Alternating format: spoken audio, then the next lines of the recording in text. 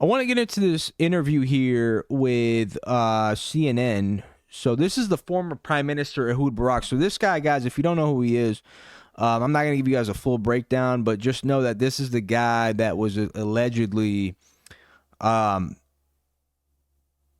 buddies with Jeffrey Epstein. So he was on Epstein's Island. He was constantly, like, they recorded him going to there like 53 times or whatever. He was on like the pedophile plane. So this guy was around Jeffrey Epstein and was, I think there's a story too involving Trump where one of, I believe his sisters or her cousin, or I believe it was his sister.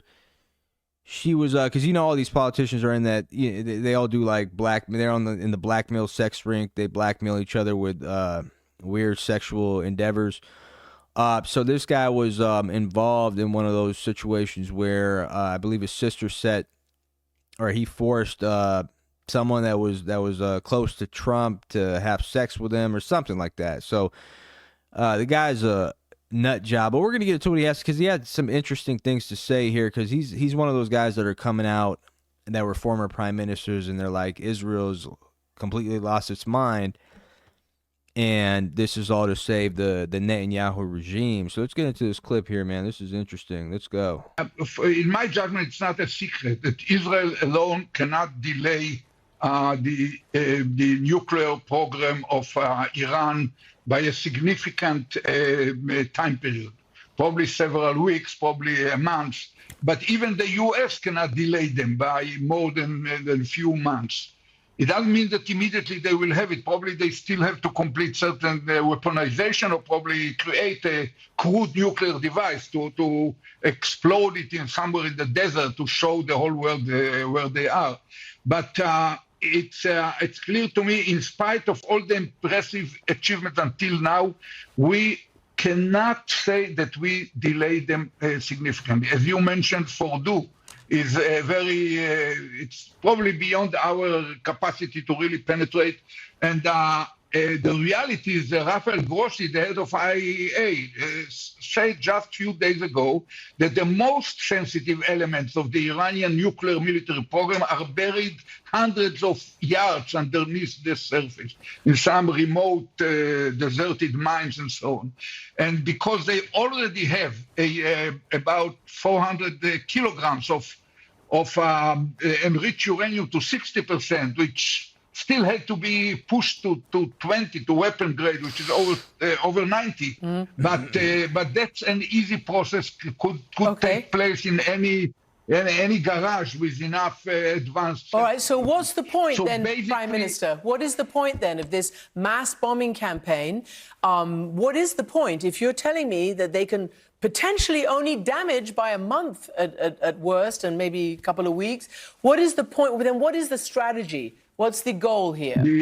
To save Netanyahu's regime from going to prison? It's problematic, but it still has a justification point of view of Israel. Instead of sitting idle, our government feels that they have to do something. Probably together with the Americans, we can do more. My judgment is that because Iran is already what's called threshold nuclear power, the only way to block it is either to impose upon it a convincing new agreement, or alternatively open a full-scale war to topple down the regime. That's something that together with the United States we can do. But having said that, I don't believe that any American president, neither Trump or any one of his predecessors, would have decided. America didn't win in Korea, didn't win in Vietnam, didn't win in Iraq, didn't win in Afghanistan. Right. So I don't believe that they're about to open a full-scale war over Iran. Right, which really begs the question, Mr. Prime Minister. You've just listed the number of wars that America has not won. Your own country is in a war that it has not won in Gaza. Yes, it's degraded Iran's capabilities, and now it's done this, and it's going to go on for a while, according to your Prime Minister, but it's also taken out the key, layer of military leadership. What effect do you think that will have? Look, I think that what Israelis will tell you is that we did our part. We did whatever we can in order to delay, slow them down, or coerce them into a more reliable, more convincing agreement. And Israeli will tell you that the role to complete it is America's, not our own. And that's not simple. America has a major role, even for I'm glad he's admitting it. You know, Israel to continue the war for a longer time, for several months or so. We need the logistic depth of America.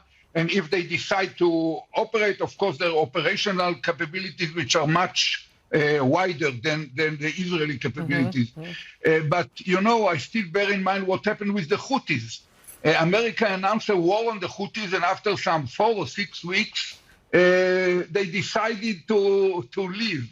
So it's not sure. We're entering the first 24 hours, as I mentioned, is impressive success beyond what anyone could guess. And probably the success will continue. We are now destroying the production lines of missiles, ballistic missiles in Iran. But I have no illusions. We should never be allowed to be drifted into hubris or kind of thinking that we are going to complete it on our own. For sure, the Iranians will respond. It will be painful. There will be ups and downs. And the end of the story is yet uncertain. Well, yeah. I think that the opportunity of our achievement should be used in order to put an end to the war in Gaza, to release all the hostages, to decide that we end the war in Gaza, and to turn into the other possibilities of a new Middle East order, probably normalization with Saudi Arabia. It's not easy to do it as we exchange blows with Iran, but even the Iranian kind of the live war, the intensive war, I hope will end in several weeks. Yeah, man. So, you know, my analysis on this is that Israeli strike on Iran was really designed to trap Trump into trap him into a situation that obviously, you know, no one really wanted to get into, especially not Americans, or what he campaigned on, which is him essentially saying that he didn't want war. So Trump saw it as a way, as like, okay, like if we strike and kill their first line of command and put all this pressure on them, maybe they can come to the negotiation table and agree to, you know, stop enriching uranium, even though it's their legal right. And then the response from Iran, obviously, that didn't help anywhere. You know, it obviously didn't do anything with negotiations. The negotiations are pretty much off. Like Sunday, they called it off. So it's like they're not even willing to speak to the American side anymore.